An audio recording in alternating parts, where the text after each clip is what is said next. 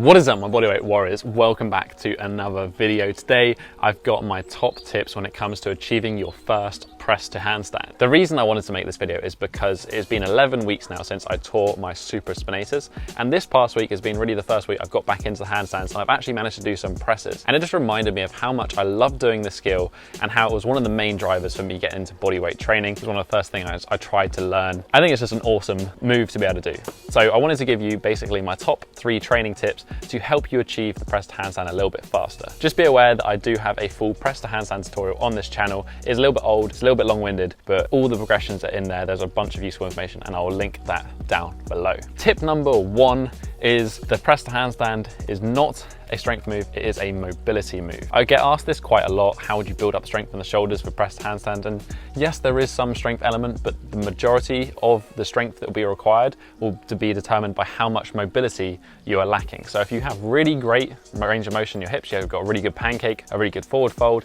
and good overhead position, you'll be able to do the press to handstand a lot easier than somebody who's got to lean forward loads of their shoulder and planche their way up and use a lot more of that raw strength. So my recommendation for you is to make sure you are training that range of motion. Make sure you're doing that pancake work. I've got a tips video on how to train for the pancake, which I'll also link down below. You want to be doing that maybe 2 to 3 times a week, and you also want to make sure you'll be doing some pancake work before you actually train your press to handstand, so you have that range of motion available to you. I'd also recommend pairing that with some straddle core compressions or pike core compressions, depending on what press you're going for, as that is also going to help improve that compression and improve that press to handstand. The second point is make sure you get your hips as high as possible, as soon as possible. And this is probably one of the bigger mistakes that I see when people are trying to do it, especially if they're going for a straddle press to handstand. They will start with their legs out wide and then they'll try to press up. And although this kind of makes sense for a straddle press, when you have your legs out wider, your hips are going to be lower. So if you bring your legs together into a pike position, it's going to raise your hips. And the sooner you can get your hips over your shoulders, the easier the press is going to be. That's why the mobility aspect is so important. When training the press to handstand, I'd recommend, if you can do it, I'd recommend starting from a pike position and then pushing the legs out into a straddle, or maybe using some form of elevation to raise those feet up to make the press a little bit easier. The final tip is understand that this is still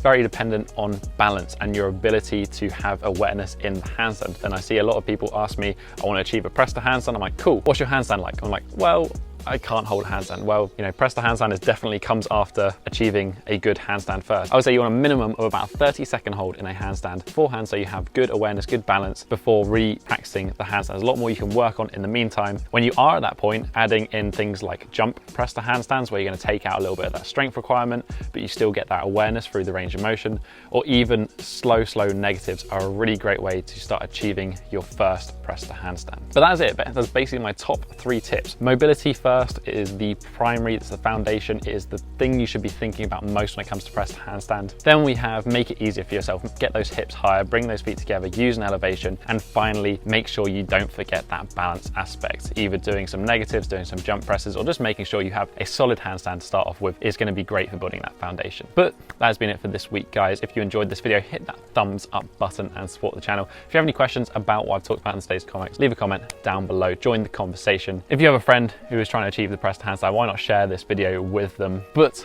that has been it for this week, guys. Have a strong week and peace.